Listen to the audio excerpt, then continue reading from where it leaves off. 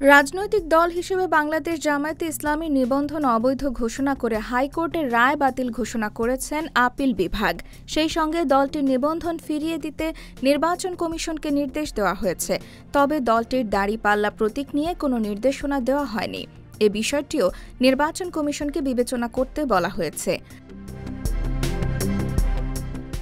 বিগত আওয়ামী লীগ সরকারের সময়ে রাজনৈতিক দল হিসেবে জামায়াতে ইসলামীর নিবন্ধন বাতিল করে রায় দেয় হাইকোর্ট।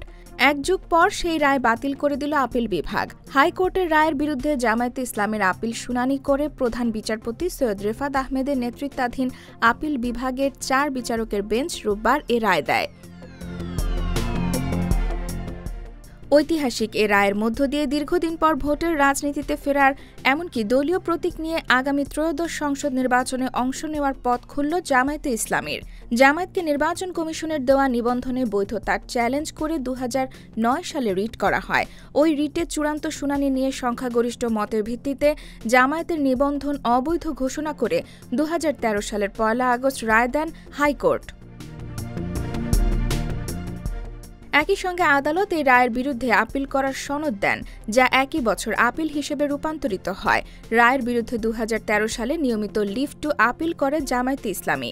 জুলাই গণ-অভ্যুত্থানে ক্ষমতাচ্যুত হওয়ার আগে তৎকালীন আওয়ামী লীগ সরকার গত বছরের ১ আগস্ট জামায়াতকে নিষিদ্ধ ঘোষণা করেছিল। IBTV USA, new York.